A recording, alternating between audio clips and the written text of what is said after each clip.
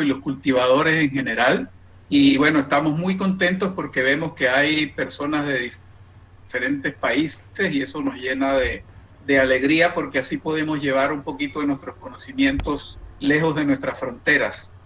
En este caso vamos a hablar sobre el género Stanopia, que para mí realmente son una de las maravillas de la familia de las orquídeas. Una maravilla porque son plantas que han evolucionado de una manera tal y se han adaptado a las necesidades de ellas para poder reproducirse y perpetuar su especie, que han logrado mecanismos para obligar a los polinizadores a hacer su trabajo, y esto es una maravilla. Esto es algo que de verdad a mí me llena de asombro y me hace querer cada día un poquito más a estas bellas flores. Bien, el género Stanopea fue descrito por el señor William, y su nombre lo dio en honor al doctor Philip Henry Stanhope, quien fue presidente de la Sociedad Médico-Botánica de Londres entre 1829 y 1837. En esa época todavía no existía la Royal Horticultural Society, ni había juzgamiento de plantas, ni había prácticamente nada. La botánica estaba en pañales. Y la familia de las orquídeas pues vinieron a revolucionar ese mundo y contribuyeron notablemente a que una gran cantidad de gente se dedicara a su estudio y a su cultivo. El señor William Hooker describió como la primera especie de ese género a la Stanopea insignis que tenemos acá. Y a partir de allí, pues todas las que eran similares a ella, pues fueron adicionándose poco a poco al género Stanopea. Las Stanopeas pertenecen a la subtribu Stanhopine, que lleva su nombre, y dentro de ese subtribu hay géneros muy conocidos por la mayoría de nosotros como Acineta, Ludemania, Embrea, Góngora, Juletia, estos son algunos un poco menos conocidos, Pafinia, y algunos otros que acá muestro la planta completa para que ustedes vean que más o menos el aspecto vegetativo de los diferentes géneros tiene mucho que ver y se asemeja mucho a nuestras Stanópeas. ¿Sí? El género Stanopea está formado actualmente por 61 especies, y si consideramos la presencia de algunos híbridos naturales y de algunas plantas y especies que todavía está en duda que sean especies válidas o que sean simplemente híbridos naturales, pues podríamos llevarlas a unas 67, pero actualmente válidas, según Rudolf Jenny, hay 61. De estas 61, el país que tiene mayor cantidad de especies es Colombia, que tiene 20, seguido de cerca por México, que cuenta con 16 especies. Lo sigue Ecuador con 12, Nicaragua y Panamá con 11, Costa Rica con 9, Honduras con 8, y los demás países pues tienen un poquito menos. Son especies netamente tropicales. Crecen a un rango de altura bastante amplio. Hay especies de muy baja altura, prácticamente, no digamos de nivel del mar, pero sí de un clima bastante frío, alcanzando hasta unos 1800 metros. Siempre están asociadas a los cursos de agua, en bosques bastante húmedos y de relativa frescura, donde la humedad ambiental se mantiene bastante elevada durante casi todo el año. Les gusta crecer en sombra moderada, no les gusta estar nunca en presencia de luz directa del sol, y por eso hay que protegerlas un poco. poquito. Eso lo vamos a ver cuando veamos el cultivo.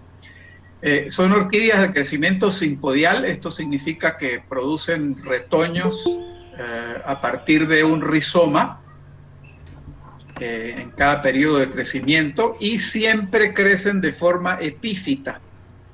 ¿Y por qué crecen de forma epífita? Simplemente porque las inflorescencias muchas veces son completamente péndulas y en algunos casos atraviesan el sustrato donde están sembradas y la inflorescencia sale por debajo.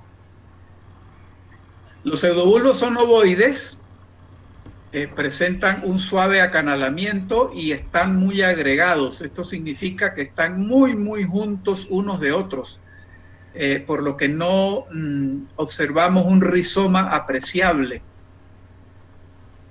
Las hojas, siempre una sola por pseudobulbo, y esto diferencia a Stanopia de otros géneros de la subtribu Stanhopine, que son de forma muy similar como las acinetas, que siempre presentan dos o más hojas. Entonces Stanopia siempre tiene una sola.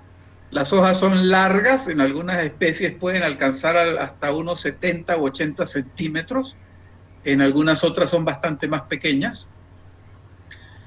Son elípticas, siempre de punta aguda, de ápice agudo, y presentan acanaladuras o nervaduras. Eso es típico de todas las estanopias. Las inflorescencias, como ya lo dije, nacen de la base de los pseudobulbos. ¿Oigo a alguien por allí? ¿No? ¿Se oye? Sí, se oye perfecto. Ok, bien. Nacen de la base de los pseudobulbos y se orientan hacia abajo, tienen fototropismo negativo. Y muchas veces la vara, con bastante fuerza, atraviesa el sustrato en el que tenemos sembrada la planta. Y aquí empieza lo realmente maravilloso del mundo de las estanopias, las flores. Las flores de las estanopias son una estructura diseñada por la evolución durante miles de años para lograr un proceso de reproducción increíblemente perfecto. Y ya vamos a ver por qué. El labelo de las estanopias, que es esa estructura que vemos allí encerrada en el elipse, está formado por dos partes bien definidas. La parte superior, que es la que está adherida al resto de la flor, se llama hipoquilo, y la parte apical se llama epiquilo. En la base, mejor dicho, en el ápice del hipoquilo, en la parte inferior del hipoquilo, tenemos dos estructuras que no están presentes en todas las especies, y ahorita vamos a ver por qué, que nosotros llamamos cuente. Son dos cuernos, y por ello es que a las estanopias en muchos países las llaman toritos, y toritos precisamente por los cachos, por los cuernos.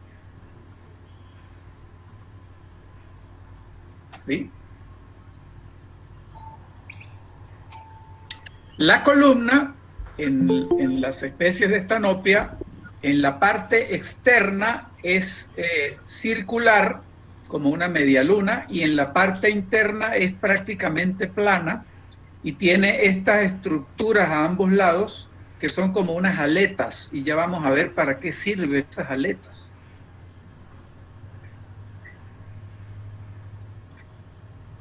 Aquí en la parte de arriba tenemos los sépalos laterales, que son los elementos, digamos, más grandes de la flor.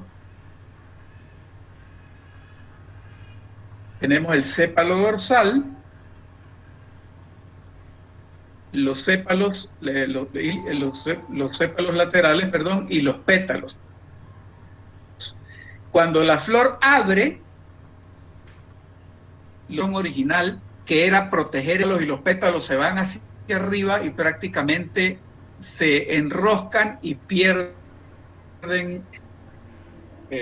cualquier importancia para la flor.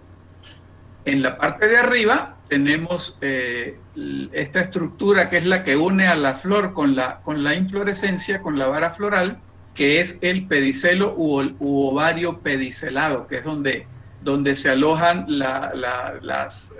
donde se van a alojar las semillas de la planta, de la flor, una vez que sea polinizada y se cumpla el proceso de la fecundación. Bien, por el aspecto vegetativo de las flores, vamos a dividir las estanopias en 3 grandes grupos. El primer grupo está formado por lo que llamamos estanopias ecornutas o sin cuernos. El segundo grupo está formado por las estanopias de cuernos cortos, y a estos 2 grupos se le conoce como estanopeas primitivas, porque son las de menor diversidad en sus flores y de menor complejidad en la morfología de las flores. Y luego tenemos las estanopias de cuernos largos, que son la mayoría de las especies, y ya las vamos a identificar. Las estanopias ecornutas o sin cuernos son 5. Tenemos la estanopea anulata.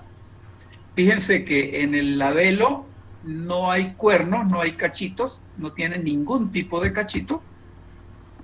La estanopea avícula, miren la columna, miren el labelo, y no tienen nada de cuernos. Estanopea cirrata, de la misma manera, el labelo no tiene cuernos. Estanopea ecornuta, que es la que le da nombre al grupo, fíjense que el labelo es redondito, sin ningún tipo de cuerno. Y la estanopea pula, aquí pueden ver la columna, tampoco tiene nada de cuernos. Luego vienen las estanopeas de cuernos cortos, que son 4. Tenemos estanopea cándida, y aquí pueden ver este pequeño esbozo de cuerno que tiene acá, sin llegar a ser un cuerno evidente, pero es una estructura que en algún momento pudiese haber querido ser un cachito, pero sin llegar a serlo. Luego tenemos la estanopea grandiflora. Aquí esta tiene un poco más notorios los cuernitos, ¿sí? Tenemos la estanopea rickenbackiana, donde los cuernos son prácticamente una leve protuberancia. Y tenemos la estanopea tricornis, cuyo nombre paradójicamente nos trataría de decir que tiene 3 cuernos, pero en realidad no tiene ninguno. Tiene solamente 3 esbozos de lo más sencillo por allí guardado, que no nos los deja ver la flor cuando está abriendo. Y las estanopeas de cuernos largos son 52 especies, de las cuales solamente vamos a ver algunas que a mí me parecen las más llamativas. Entre ellas está estanopea dodsoniana. Fíjense que esta sí tiene sus 2 buenos cachos acá, y un contraste de colores muy bonito entre el anaranjado del labio y los demás segmentos bien con bastantes puntos. La estanopea embrei, aquí podemos ver los cachos, y aquí podemos ver el labelo bien colorido y bien bonito. La estanopea hernandezi, esta mexicana, es una preciosidad, es una de las más llamativas, con muchos puntos vino tinto, y la forma de la flor es bastante bonita, bastante redonda, bien agradable. La estanopea maculosa, que tiene un contraste muy bonito de colores rojos y amarillos. La estanopea martiana, que me encanta porque ese contraste del blanco con el morado la hace ver bastante atractiva. La estanopea platiceras, que es una especie muy interesante. A mí me parece una flor de lo más bizarra, con ese color morado intenso que prácticamente parece negro, y un tamaño bastante apreciable. Es una especie muy bonita. La estanopea zacata, que parece un cisne volador, me gusta mucho, me parece bien atractiva. La estanopea tigrina, que es la más grande del género, y su hermana, la estanopea nigroviolácea, que son prácticamente iguales, aunque hay alguna variación de color por allí, algunos detalles en la forma. Y si ustedes pueden ver aquí, tienen unos cachos bastante notorios. Es una especie muy interesante. Bien, ahora viene lo realmente interesante de las estanopias, que es la interacción entre las flores y sus polinizadores. Las estanopias son polinizadas por abejas del grupo de las eugulosíneas, que son llamadas eugulosas metálicas o abejas metálicas por el color intenso y metálico, valga la redundancia, que tienen la mayoría de las especies. Y también son llamadas comúnmente abejas de las orquídeas. Hasta hace muy poco tiempo se creía que las orquídeas prácticamente lo que hacía era engañar a las abejas, y resulta que no. El doctor Günther Herrlach es un alemán, y es el alemán más latino que yo conozco, porque adora los trópicos, adora los países de Latinoamérica, y ha dedicado su vida al estudio de las orquídeas y a la interacción de las orquídeas con sus polinizadores. Ha determinado que las abejas sí reciben una recompensa por parte de las flores, y eso es lo que nosotros no entendíamos. Existen 5 géneros de eugulosíneas, que son las que se ven atraídas por las orquídeas, y en general, y en particular, perdón, por las estanopias, que son los géneros Euglosa, Eulema, Eufriesia, Exarete y Aglae. Todas son abejas de tipo metálico. Y se ha descubierto, o lo descubrió el doctor Herrlach, que las abejas, al llegar a la flor y fijarse en la flor o agarrarse de la flor, empiezan a recolectar los aromas de la flor con estas estructuras, con estas patas, que son las patas delanteras, y con estos cepillos que tiene la flor, la abeja raspa el tejido de la flor y recolecta las moléculas y las partículas que producen aroma. Las abejas que son atraídas por las estanopias son los machos, y ellas recogen el aroma de las estanopias para luego atraer a las hembras. Esos aromas son recolectados, como ya les dije, por estos tarsos que están acá, y esos aromas luego son pasados y recolectados aquí en esta estructura que se llama tibia, que es como un saco donde la abeja mete y guarda y almacena todos esos aromas. Eso es increíble. Eso es una maravilla. Aquí tenemos, que me suministró y me cedió gentilmente una amiga, una buena amiga colombiana, la señora Silvia Betancourt, donde vemos una euglosa en la danza de atracción hasta una estanopea rickenbackiana, diferentes posiciones, cuando ella viene y empieza a ser atraída por la flor, cada vez está más cerca, hasta que se posa en la flor y comienza la danza de recolección de los aromas. Aquí vemos varias abejitas, varias eugulosíneas, con las polinias de diferentes especies y géneros de orquídeas pegados en diferentes partes de su cuerpo. Y como nos decía el doctor Herrlach, es sumamente interesante observar cómo las especies, además del distanciamiento geográfico que puedan tener unas y otras,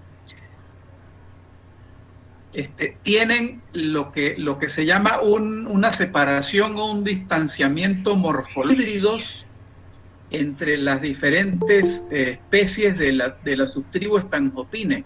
Por ejemplo, es prácticamente imposible conseguir un híbrido intergenérico entre Acineta y Stanopia, aun cuando en la naturaleza hay una buena cantidad de especies de Stanopia que conviven con diferentes especies de Acineta. y resulta que no hay híbridos naturales entre los dos géneros. Y simplemente, ¿por qué? Primero porque los aromas que atraen a las eulocinas son diferentes, entonces eso también crea una separación química o un distanciamiento químico entre los géneros, y muchas veces el mecanismo que tiene las flores para lograr que las polinias se peguen al cuerpo de las abejas es tan diferente que las polinias se pegan simplemente en partes diferentes del cuerpo de la abeja. Y esto hace que sea imposible que una polinia de una especie X, de un género X, quede atrapada luego en la ranura estigmática de otra especie, de otro género o de otra, sí, de otra especie, de otro género. Entonces hay distanciamiento geográfico cuando las especies están muy separadas entre sí. Hay distanciamiento mecánico por el hecho de que las polinias se pegan en diferentes partes del insecto, y hay distanciamiento químico porque diferentes orquídeas atraen a diferentes eulocinias. Entonces esto es increíble y esto es maravilloso. Aquí tenemos una mano del doctor Herlach, y ese papelito está impregnado con las esencias del aroma de una estanopea. Y miren cómo simplemente por el aroma las eulocinias son atraídas. Es increíble. Esto es una cosa que a mí me maravilla del mundo de las orquídeas. Cómo se ha ido desvelando poco a poco la maraña y se ha ido descubriendo todo lo que las flores brindan y todos esos mecanismos extraordinarios que ellas tienen para atraer a los polinizadores. Aquí tenemos un detalle de la columna de una estanopea. Aquí la vemos por la parte superior, ¿sí? Y podemos observar estos dos elementos que tiene a ambos lados la columna. Aquí la vemos en la parte inferior. Aquí vemos que la columna en la parte superior es prácticamente cilíndrica, es redonda, y en la parte inferior es prácticamente plana. Aquí la vemos un poquito más agrandada. Ya en esta ampliación retiramos la antera con las polinias para observar un poquito mejor acá la ranura estigmática, ¿verdad? En las estanopias y en la mayoría de los estanopines, la superficie estigmática no es igual a como la vemos en una catleya, que es prácticamente una superficie, valga la redundancia. En las estanopias es una ranura, una simple ranura, donde el insecto, luego de que retira las polinias de una flor, tiene que llegar a otra o a la misma y tiene que meter las polinias en esa ranura. A mí eso todavía me parece algo absolutamente increíble, pero es así. Y todo el diseño de la flor está diseñado para que eso pase. Y eso es una cosa maravillosa. Si vemos la columna de lado, vemos cómo la forma de la columna está diseñada para que el insecto caiga y resbale por la columna, y cuando llegue acá, a esta zona de aquí, con esta estructurita que está allí sobresaliendo, el insecto pasa y simplemente esta zona de acá, que es pegajosa, se pega de la parte del insecto, y es de esa manera como él retira las polinias de la columna. Y cuando vuelve y visita otra flor, hace la misma maniobra y viene y deposita las polinias en la ranura estigmática. Eso es maravilloso. Aquí tenemos unas polinias pegadas a mi dedo. Aquí podemos ver cómo la puntita esta que la veíamos hace un ratito es suma para pegar las polinias en el lomo de la abejita. Quiero ver si puedo ir un poquito atrás para que ustedes vean algún detalle. Fíjense, el labelo de la estanopea es completa y absolutamente liso, es una porcelana. Entonces la estanopia se viene o tiene que venirse hasta esta zona del hipoquilo. Ella se mete aquí y aquí de esta zona es de donde ella va a raspar los aromas, pero es una tarea que le toma y que le roba gran cantidad de energía.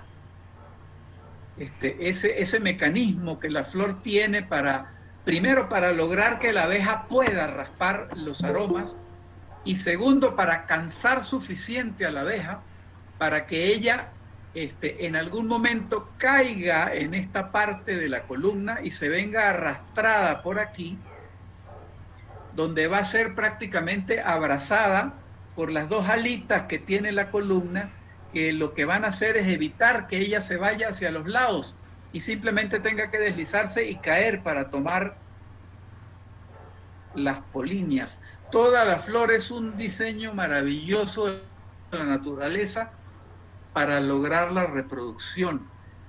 Eso es increíble. Y la flor es un mecanismo perfecto y maravilloso para que la especie se reproduzca. Esto es una maravilla. Bien, ¿alguna pregunta? ¿Alguien tiene algún comentario?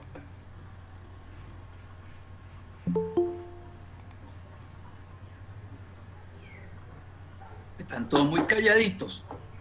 Bien, eso significa que o se durmieron o les está gustando la charla. Bien. Está todo bien hasta el momento.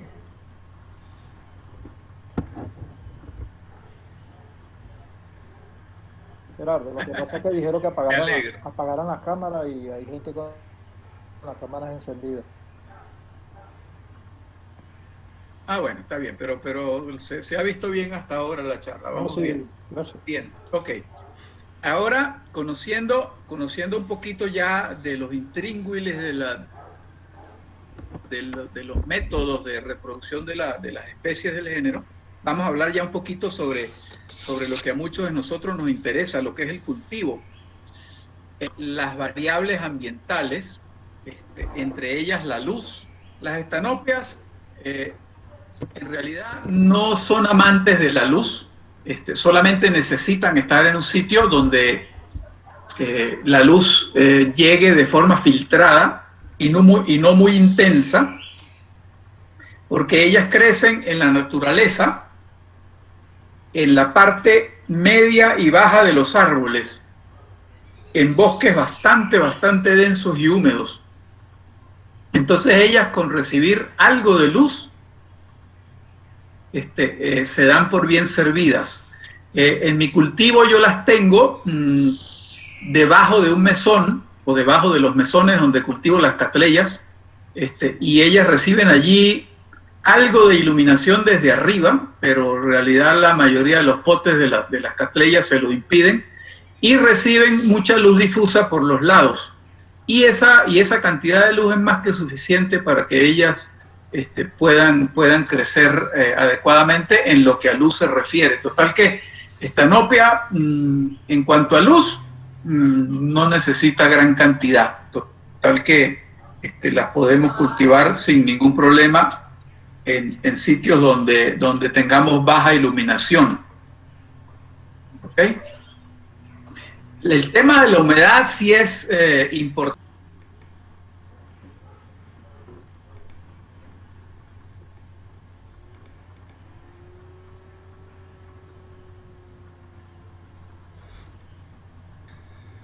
Madera o cestas metálicas. ¿Sí? ¿Por qué? Porque las inflorescencias salen hacia abajo, atraviesan el medio de cultivo y aparecen en la parte inferior, y al poco tiempo pues abre la inflorescencia. Entonces ellas se dan muy bien, en general, cultivadas en cesticas. Yo creo que eso ya es bastante conocido por todos los cultivadores. Y son muy dadas a producir bulbos nuevos en los laterales de las cestas. Esto a mí me fastidia sobremanera, pero bueno, así son ellas. y pues nada, hay que aprender a quererlas aunque hagan lo que nosotros no queramos que hagan, ¿no? Entonces, ellas igualmente, los bulbos nuevos, se van hacia abajo, se meten por los lados y terminan saliendo por los laterales de las cestas. Esto es bastante común, a mí me sucede con mucha frecuencia. Lo bueno es que a la hora de dividir y de repotear, uno separa 3 bulbos de estos que están por los lados y los siembra en una cesta nueva y ya uno tiene una matita nueva. Entonces, una cosa por otra. El sustrato, por la misma característica que tienen las inflorescencias de atravesarlo, debemos usar un sustrato suave, de grano fino y que permita que las varas lo atraviesen. Fíjense acá vemos 2 plantas, una inflorescencia de Stanopea guardi prácticamente atravesó aquí parte de la cesta y aquí se ve que otras lo hicieron, y la inflorescencia crece hacia abajo. Entonces, las cestas tampoco es recomendable que sean tan profundas. Lo ideal es usar cestas de unos 10 o 15 centímetros a lo sumo, de cestas de esa profundidad, no más que eso. Sustrato ideal, el Sphagnum, siempre y cuando uno pueda controlar el exceso de humedad. Para los países donde no tenemos acceso a Sphagnum con facilidad, podemos sembrar en fibra de coco.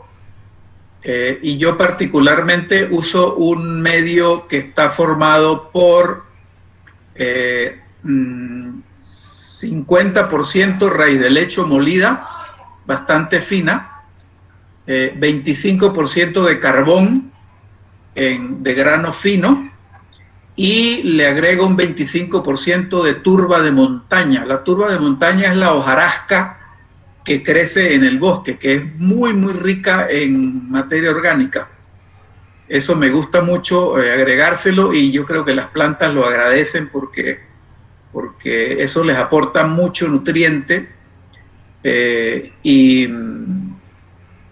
las beneficia a la hora de cultivarlas, porque total la turba también es un sustrato bastante poroso y muy suave, ¿no? Total que las inflorescencias la pueden atravesar sin ningún problema. Las estanopias tienen la tendencia a producir raíces adventicias que miran hacia arriba. Gerardo, disculpa. Adelante. ¿Puedes repetir los porcentajes del sustrato?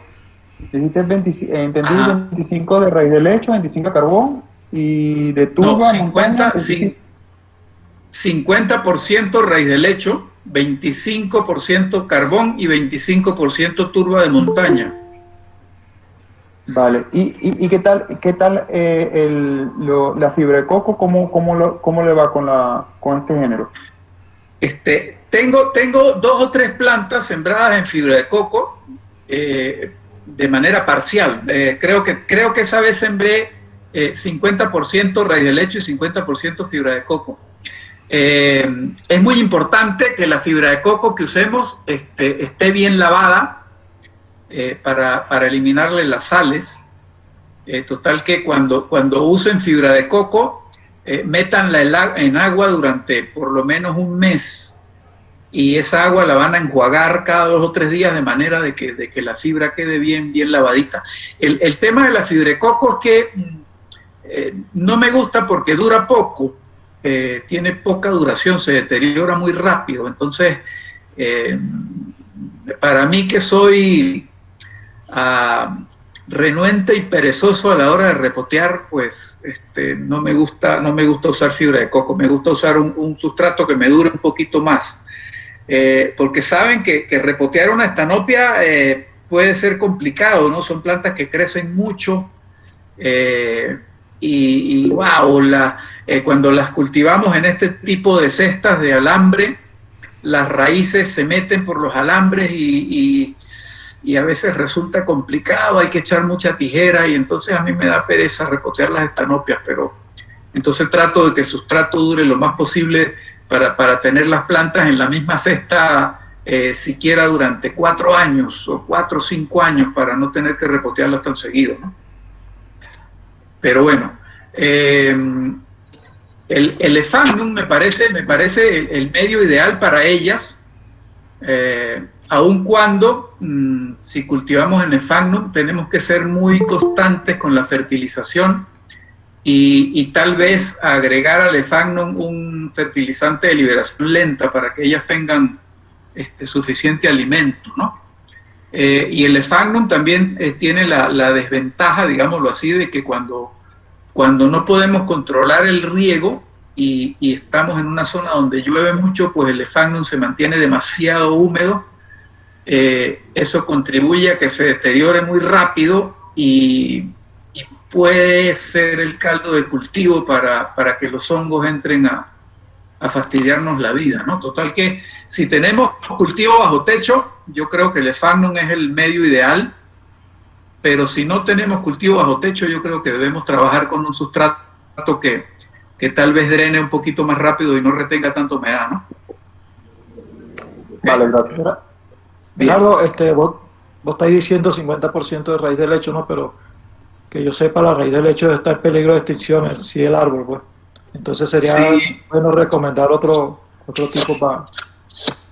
Sí, ahí me declaro violador de la ley y anticonservacionista, a pesar de que hoy es el Día del Medio Ambiente. Nosotros en Venezuela lamentablemente tenemos pocas opciones. En Venezuela no se consigue Sphagnum y no hay ningún tipo de sustrato preparado. Por ejemplo, en Colombia están usando con mucho éxito el Pinopátula, y en este tipo de géneros que necesitan humedad usan Pinopátula bien menudito y están obteniendo bastante éxito con él. Pero lamentablemente en Venezuela no tenemos acceso a Pinopátula tampoco. Entonces, pues nosotros debemos echar mano de lo que tenemos. Y fíjense que, por ejemplo, en catleyas y ese tipo de plantas, tal vez podamos usar piedra picada, podamos usar arcilla expandida, podamos usar solo carbón. Ya ellas son más versátiles en cuanto a cultivo, pero con estas especies que requieren medios más húmedos, la cosa se pone difícil, ¿no? Entonces yo en catleyas estoy tratando de sustituir raíz de lecho por carbón, lo que implica que tengo que regar más y que tengo que fertilizar más, pero bueno, se puede hacer, lo podemos hacer, pero con las estanopias es realmente complicado. Entonces, si ustedes tienen o viven en otros países donde puedan prescindir de la raíz de lecho, pues de verdad háganlo. Y nosotros, bueno, ya quedará de parte de nosotros pues buscar alguna alternativa, pero lamentablemente por los momentos, a pesar de haber tratado, no he conseguido nada que me funcione. ¿Ok? Entonces, bueno, ahí tenemos un conflicto con la naturaleza, pero lamentablemente tenemos que buscarle la vuelta, como decimos acá. ¿Sí? Entonces, bueno, volviendo al tema, estas raíces adventicias, mucha gente dice que cuando la estanopia está feliz, y en general cuando las estanhopinas están felices, generan este tipo de raíces. A mí en realidad todavía no sé por qué lo hacen, supongo que buscando aire, puede ser que lo hagan, pero no sé, hasta la fecha no sé por qué. Si alguien me lo sabe y me lo dice, sería muy bueno. Ajá. Bueno, algunos estudios han dicho que en el caso de estas raíces que son así, que hacen como unos nidos, lo mismo pasa con coriantes y otras similares, es para atrapar materia orgánica y materia orgánica y convertirla en alimento para ellas. Entonces es una manera fácil de de poder hacer esto, digamos. Ese es digamos, los estudios lo que dicen es que lo que hacen es poder atraparla y digerirla, digamos, transformarla y alimentarse por raíz de este tipo de alimento. Ah, excelente. Y me imagino que por eso mismo es que en este amasijo de raíces lleno de materia orgánica es donde aprovechan las hormigas y hacen sus hormigueros en ese manojo de raíces, sobre todo en los coriantes, ¿no? Sí, es interesante, ciertamente.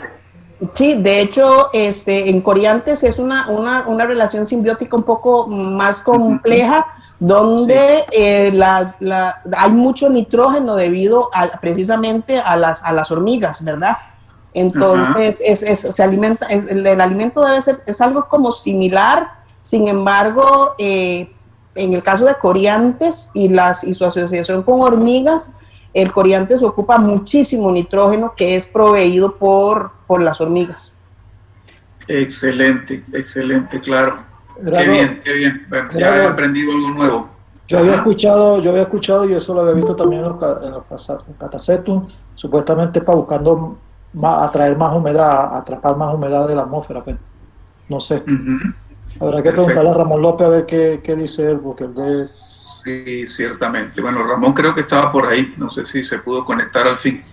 Pero bueno, excelente, excelente. Entonces, bueno, ya sabemos qué función cumplen estas raíces. Y de verdad es notorio cuando yo acerco la mano a las raíces y de verdad que pullan, parecen agujas. Y me imagino que esto es para prácticamente perforar a cualquier hoja que caiga y almacenarla allí para convertirla en nitrógeno y en alimento, ¿no? Qué bueno. Excelente. Bien. Ok. Fertilización. La fertilización se puede hacer de muchas formas. Yo actualmente estoy colocando un poquito de fertilizantes de liberación lenta. Estoy usando osmocote y lo coloco en el sustrato más o menos cada 2 o 3 meses. Y adicional a esto, estoy trabajando de forma semanal, y esto lo hago con todas las orquídeas, no solamente con las estanopias, y estoy alternando una semana un buen fertilizante balanceado de nitrógeno, fósforo y potasio, y la semana siguiente aplico calcio con boro. Y luego alterno y vuelvo al NPK y sigo con el calcio la semana siguiente. Y esto me ha traído muy buenos resultados. Desde que estoy usando calcio, alternado con el NPK, he visto una reacción impresionante en las plantas.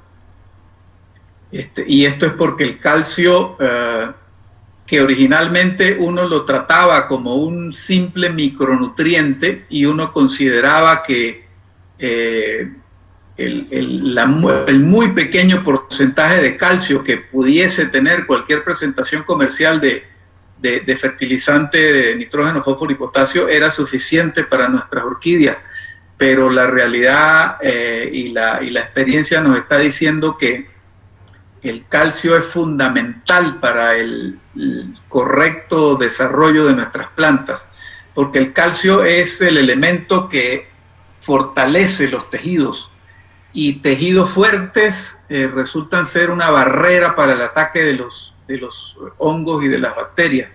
Entonces, usemos calcio en la mayor proporción que podamos y las mayores veces que podamos para que nuestras orquídeas sean lo más fuertes posibles. El calcio, en general, si pueden conseguirlo en el mismo producto asociado con boro, es lo que uno desea, porque el boro parece ser que es el elemento que ayuda a que la planta fije el calcio en sus tejidos. Entonces, cuando busquen calcio en los comercios, búsquenlo en una presentación que traiga boro adicionado en el mismo producto. Y el NPK, Sí, aquí, y gracias nuevamente. ¿Alguna presentación comercial en Venezuela? En Venezuela estamos acostumbrados a comprar lo que consigamos.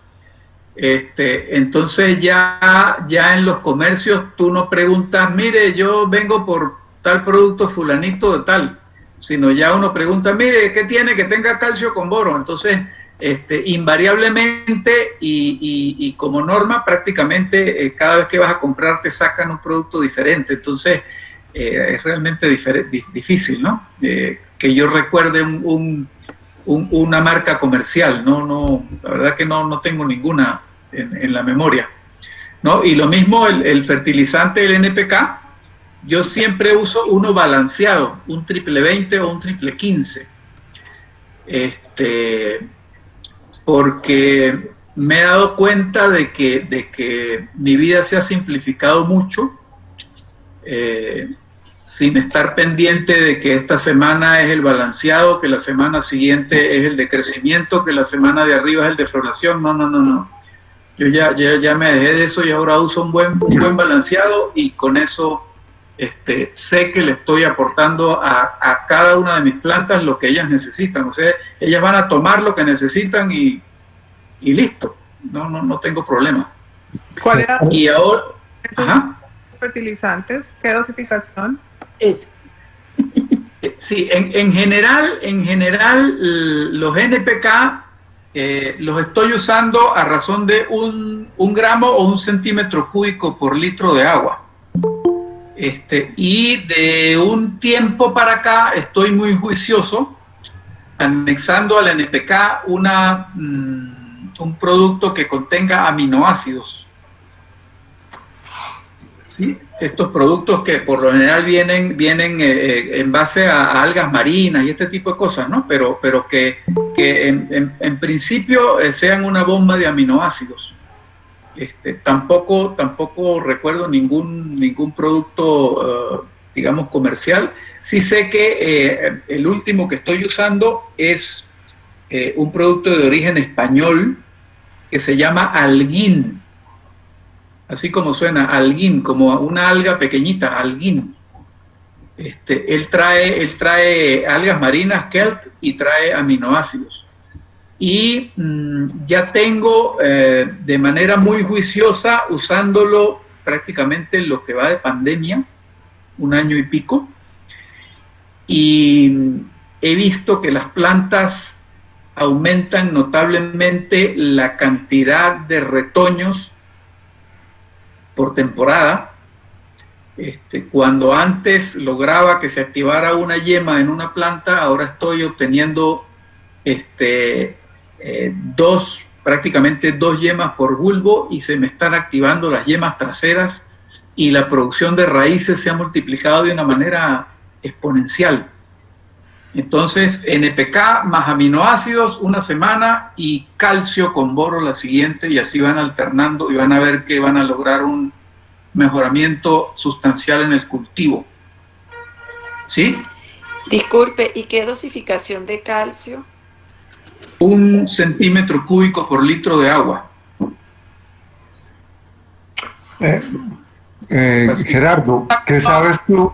¿Al NPK? ¿La dosificación del aminoácido? Este producto Alguin lo estoy usando a razón de 0.5 cc por litro de agua. Él viene formulado para esa dosificación. Entonces esa es la que estoy usando.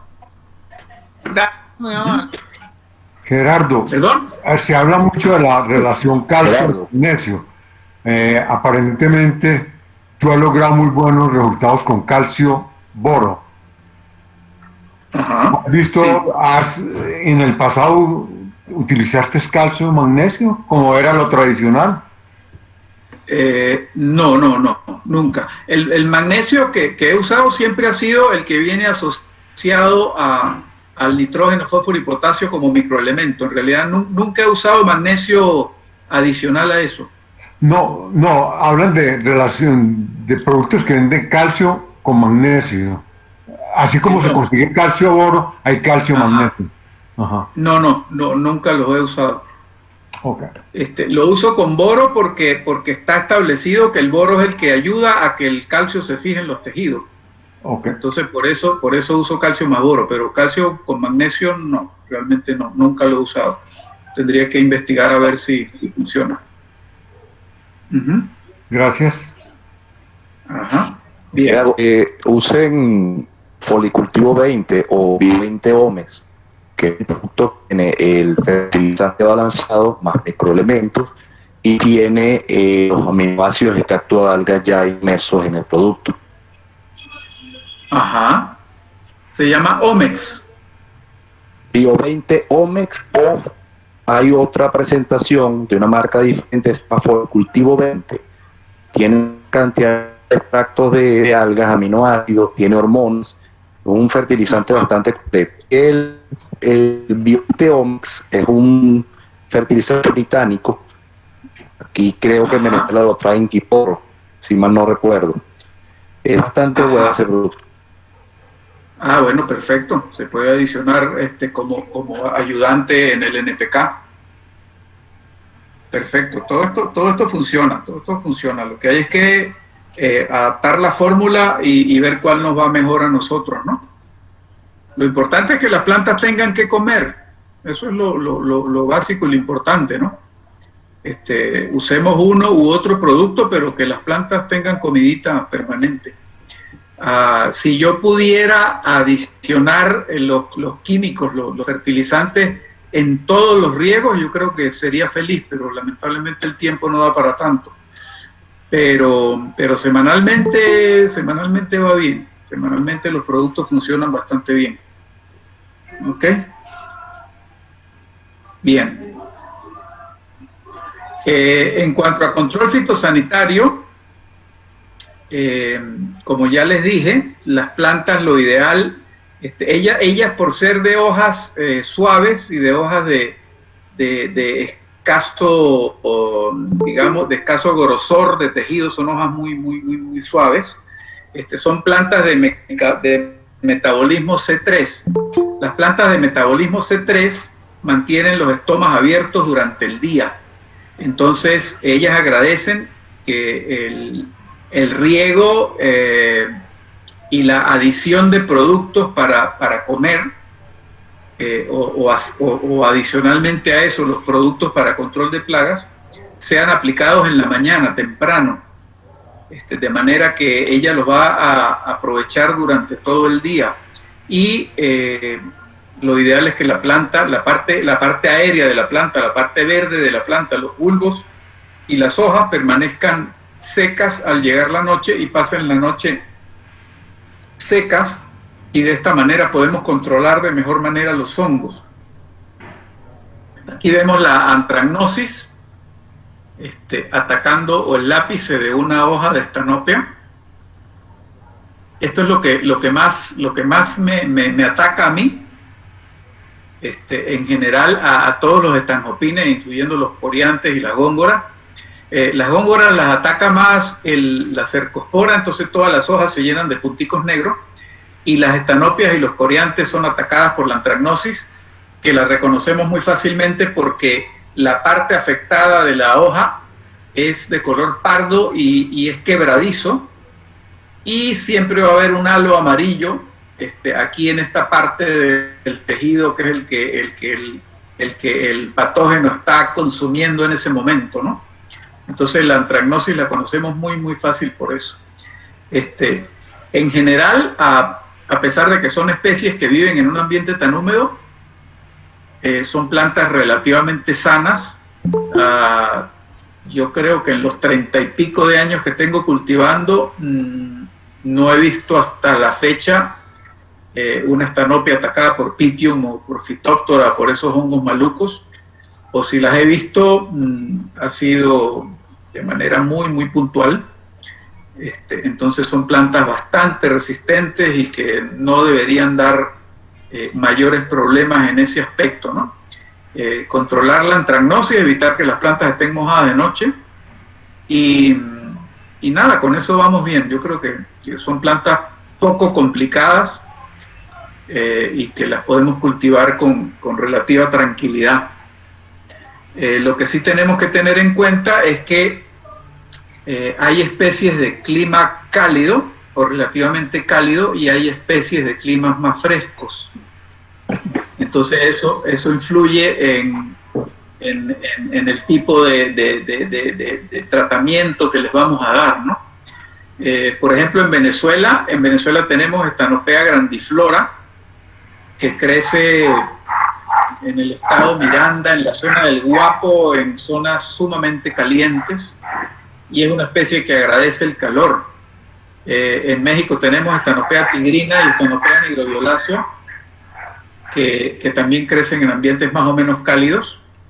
Y luego tenemos especies que crecen a 1500, 1600 metros y que agradecen climas más frescos, temperaturas más frescas, y eso depende del éxito de nuestro cultivo, ¿no? Tratar de cultivar especies que provengan de altitudes similares a las nuestras, un poquito más abajo, un poquito más arriba, pero que en general las podamos adaptar sin mayores inconvenientes a nuestras condiciones, ¿no?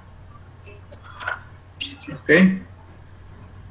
Entonces eso es lo que quería contarles acerca de Estanopea. Ojalá que se animen, que la próxima vez que tengan una enfrente se acerquen a detallar la morfología maravillosa de sus flores y que aprendan a quererlas y a disfrutarlas, y que sea intenso, porque las estanopeas duran poquito. Yo creo que una estanopea dura 3 o 4 días, pero son 3 o 4 días de un aroma espectacular y de apreciar esas maravillosas flores, ¿no? Para todos, bueno, no sé si alguien tiene alguna otra pregunta o algún comentario. En el chat, No, Gerardo, acaban de preguntar que cuáles de estas especies de Estanopea son de mayor altura. Mira, en general, déjame volver, vamos a ver aquí, déjame salir aquí un momento y volvemos aquí a la tablita y volvemos aquí a Tacatrán. En general, las especies brasileñas son de clima cálido o a intermedio. Y las especies colombianas, ecuatorianas y peruanas son de clima fresco. Entonces, por ejemplo, las colombianas Anulata, Avícola, Cándida, Florida, Grandiflora, aunque Grandiflora está en Colombia, pero Grandiflora es de clima cálido, Impresa, Yeniciana, Oculata, Ospine, etcétera, etcétera, Platíceras, Posadae, o sea, la gran mayoría son de clima fresco. Sería cuestión de que al estar en contacto con una planta, se asesoren con la persona o que se las va a dar, de manera de saber si se adaptan bien a sus condiciones. Yo estoy seguro de que Grandiflora, Tigrina y Nigroviolácea son de bastante calor, así como Hernandesi de México crece a 1700 metros de altura, cerca de Cuernavaca, por ahí en esa zona. Y por lo general hay que estudiar un poquito y asesorarse sobre cuáles especies podemos cultivar. De las venezolanas, para los que son de aquí de Venezuela, la única que es de clima caliente es Grandiflora,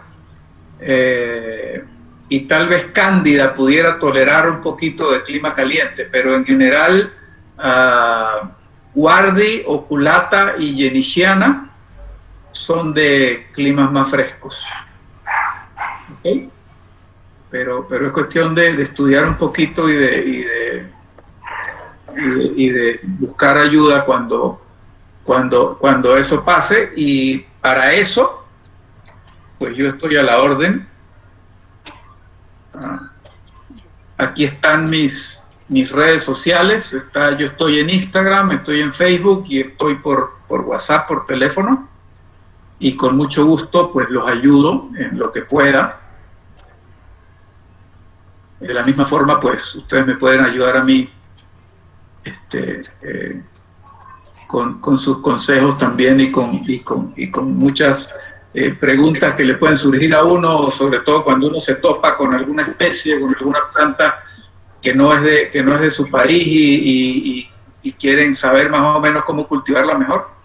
A mí me gusta mucho estar en relación y en contacto con gente de todas partes para lograr ese feedback que pueda ayudarnos a cultivar mejor nuestras plantas, ¿sí? ¿Y en alguna otra pregunta? Una vez que está establecida una tragnosis o una cercospora, ¿con qué lo podemos tratar? Bueno, yo uso, aunque no debería, a mí no me gusta nombrar marcas comerciales de fungicidas y de insecticidas,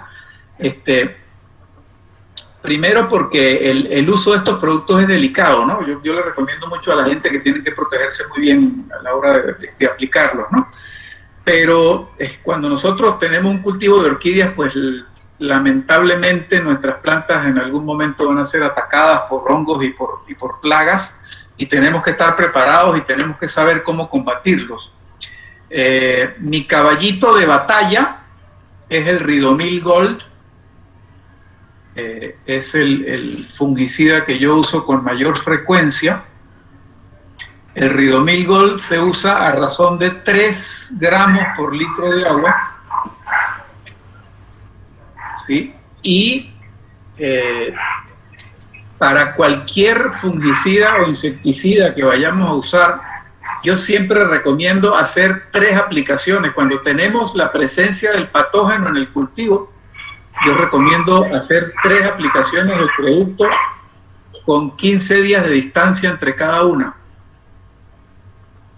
Esto nos da la certeza de que el producto va a estar suficiente tiempo circulando por los tejidos de la planta, porque él actúa de forma sistémica y va a erradicar de forma efectiva el hongo, sí, o en el otro caso la bacteria que esté castigando a nuestras plantas, ¿no? Lamentablemente, una vez que el tejido es tomado por el hongo y se necrosa, pues ya ese tejido no se va a recuperar, siempre va a permanecer la mancha allí. Total que lo ideal es que protejamos a las plantas. Yo recomiendo, bien sean los insecticidas o cada 45 días o cada 2 meses. Y también recomiendo alternar los productos para no crear resistencia en los organismos patógenos. Entonces también recomiendo, además del Ridomil Gold, recomiendo Aliete, Aliete con doble T, es otro producto de muy buena calidad. Y recomiendo otro producto que se llama Derosal. Y esto también es muy complicado porque los nombres de los ingredientes químicos varían o pueden variar, los nombres comerciales de los productos pueden variar de un país a otro, entonces a veces no se consigue el mismo producto en otro país y puede ser complicado, ¿no? Pero en general siempre recomiendo fungicidas de acción sistémica y de amplio espectro, de manera que uno aplique uno y ese señor va a barrer todo lo que se consiga por delante. Total que con esos 3 yo he funcionado bastante bien durante mucho tiempo, y el cultivo permanece relativamente sano en cuanto a hongos se refiere, aun cuando no soy muy constante en la aplicación, porque se me pueden pasar hasta 6 meses sin aplicar fungicidas, y por eso algunas plantas presentan punticos en las hojas de cercospora, pero a la cercospora no le hago mucho caso, y cuando la veo en el cultivo pues no me preocupo.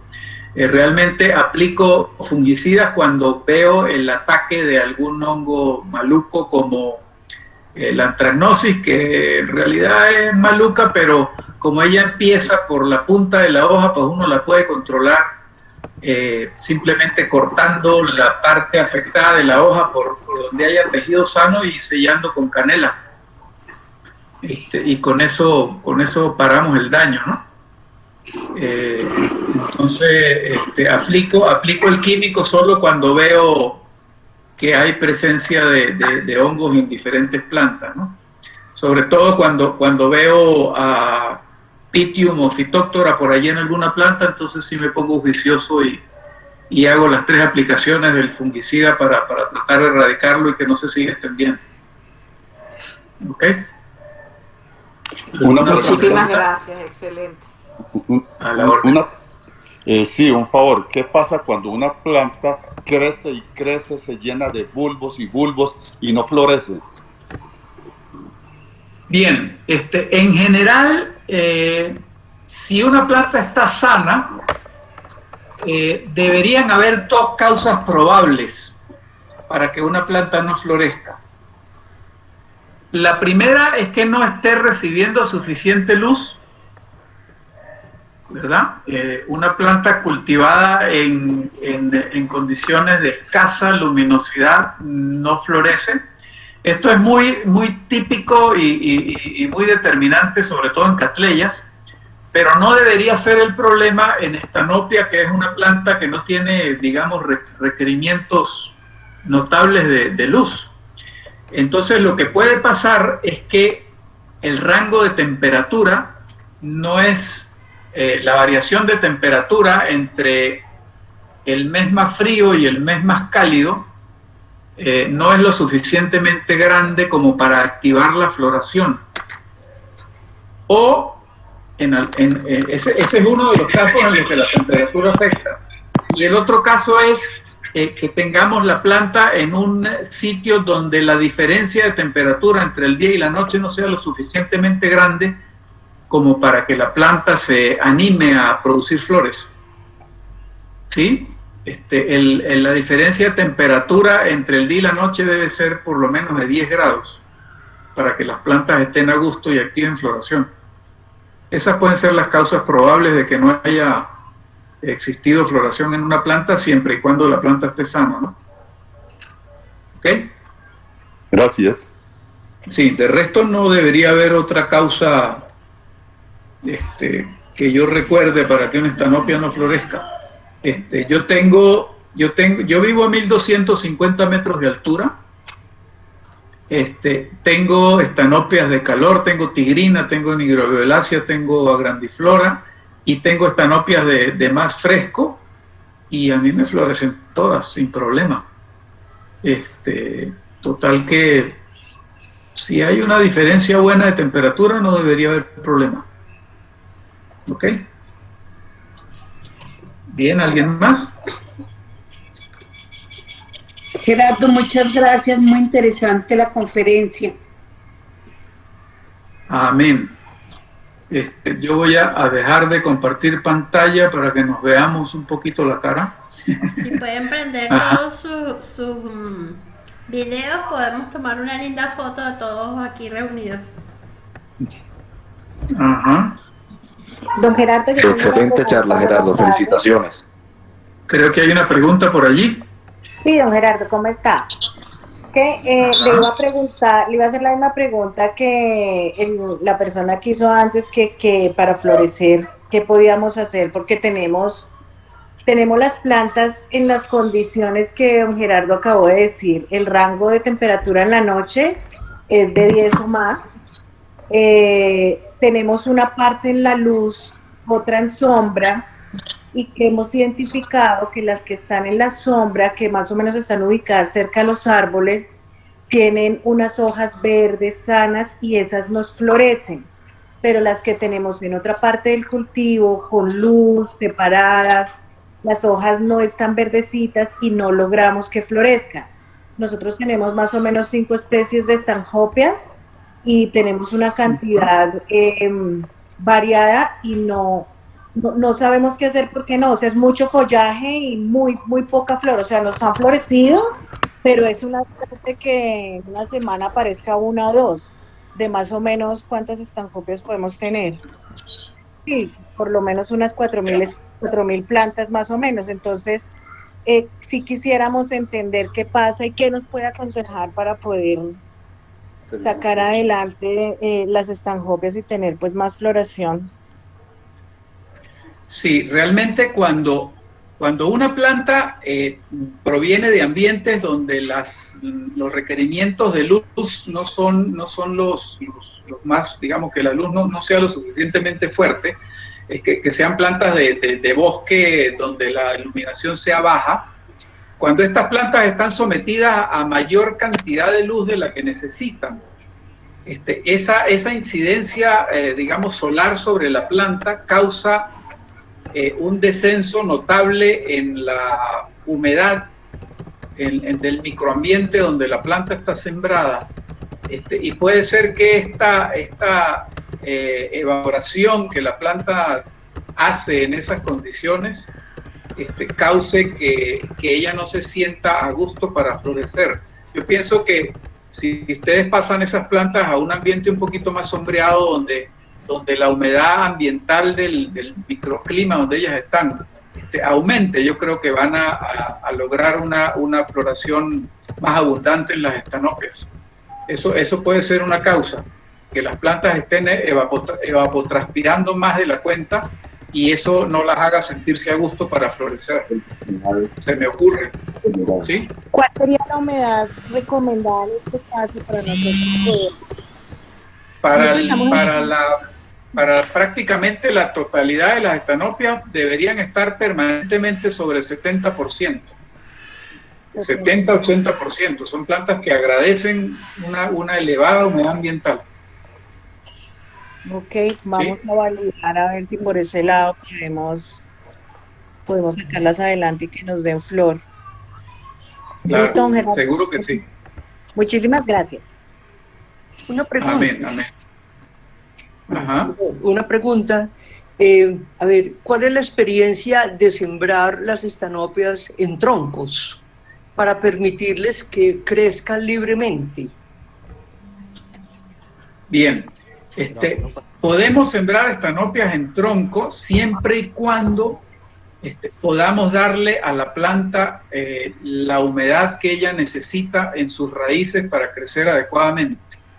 Entonces, si nosotros tenemos una estanopia en un ambiente con humedad cercana al 70-80%, podemos tenerla perfectamente sembrada en un tronco, porque ella va a obtener del ambiente toda la humedad que necesita.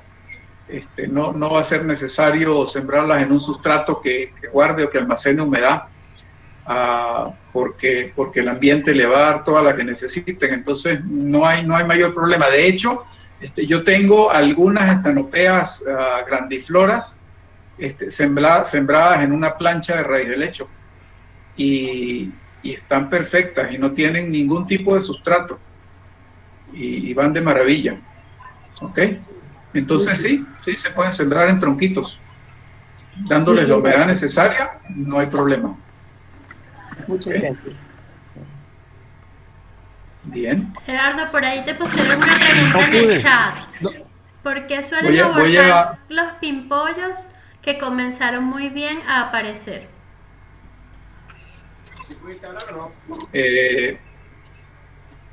Cuando la humedad es excesiva, en general, en la mayoría de las especies de orquídea, cuando la humedad es muy alta, los botones se abortan, se pudren.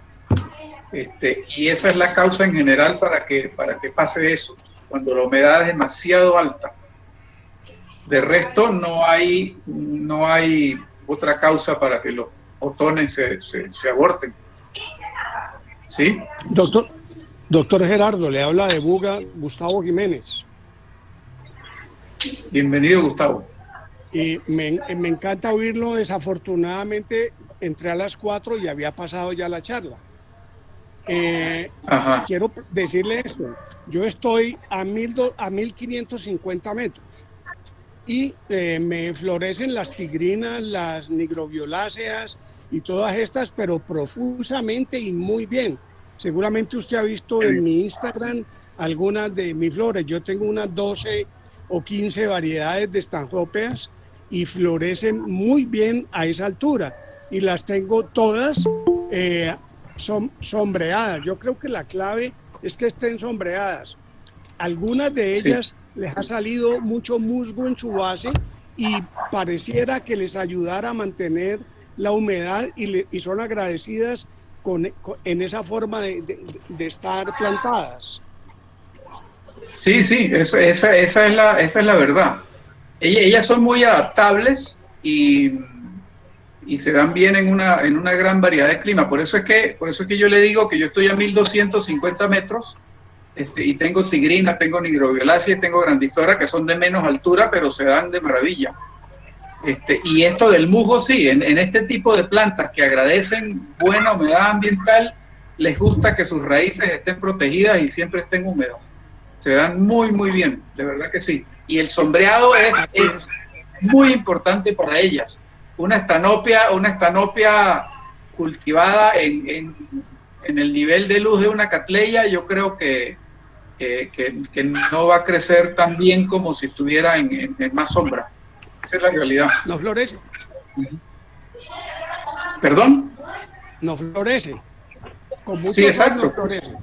Exacto, florece poco porque la evapotranspiración le toma demasiada energía a la planta que ella podría utilizar para producir las flores. Entonces dejan de florecer. ¿Cómo podría ver la conferencia que no la pude ver? La conferencia se está grabando y creo que va a ser subida al canal de YouTube de la Sociedad Merideña de Orquideología. Así es. Ok, gracias. Sí. Yo le vamos pasaré. a estar publicando en las redes, Gustavo, en Instagram y en Twitter. Ponemos el enlace para que lo puedan ver más tarde. Ok, gracias. Perfecto. Excelente, para que los que no se hayan podido conectar, lo puedan hacer cuando quieran. Perfecto. Excelente. Bueno, ¿alguna otra pregunta? Bueno, hoy yo no tenía lamentablemente ninguna estanopia en flor, pero tengo un coriantes que está por aquí atrás. Y esos me encantan tanto o más que las estanopias. Los disfruto una enormidad. Ok. Bueno, bien, yo creo que si no hay más preguntas, no sé si en el chat, yo no he revisado bien el chat, pero... Ya, voy a darle una revisadita para ver si hay algo que no hayamos respondido. Ya va. Sí. En general dan las gracias desde todas partes. México, Costa Rica, Colombia. Ajá. Pero creo que ya todas las preguntas que estaban por aquí están listas. Voy a preguntar bueno, cómo perfecto. siembra el doctor los coriantes. Ajá. Bueno, primero y principal, por favor me quitan el doctor. Yo soy doctor, pero en ciencias ocultas. Por favor, simplemente Gerardo, con eso es suficiente. Los coriantes yo los tengo sembrados exactamente igual que las estanopias. Coriantes tengo desde hace unos 5 o 6 años para acá. En un principio no me había animado con ellos porque recurrentemente cuando se llegaba a coriantes siempre me decían que si no los tenía asociados a un hormiguero no me iba a ir bien con ellos. Y resulta que tengo como unos 20 diferentes y los tengo sembrados en el mismo sustrato que las estanopias y están de maravilla, creciendo de maravilla. En el mismo tipo de cesta, porque ellos igual la inflorescencia es hacia abajo, y están perfectos, crecen muy, muy bien, sin ningún tipo de problema. ¿Okay? Entonces, igual, raíz de lecho, carbón, un poquito de turba de montaña para darle materia orgánica y con eso se dan de maravilla. ¿Okay? Gerardo, ¿qué tiempo de duración de las flores en estanhopeas y en coriantes? En general, 3 o 4 días, no más que eso. Son flores de corta duración. Es que imagínense la energía tan grande que tiene que emplear una planta de esas para mantener esas flores con esa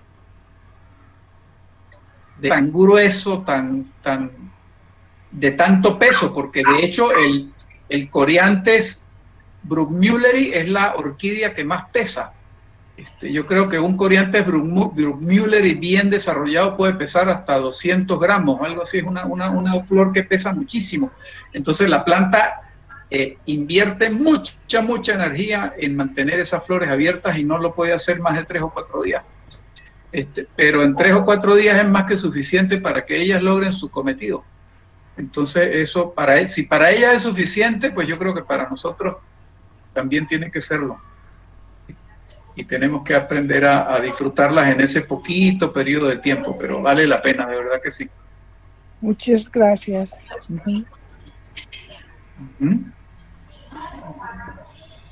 Ok. Bueno, bien. Yo creo que con eso podemos dar por terminada la charla. Quiero agradecerles a todos su presencia y quedamos con el compromiso de seguir trabajando y de seguir en esta onda de producir material para que todos aprendamos un poquito más. Muchas gracias a todos, feliz tarde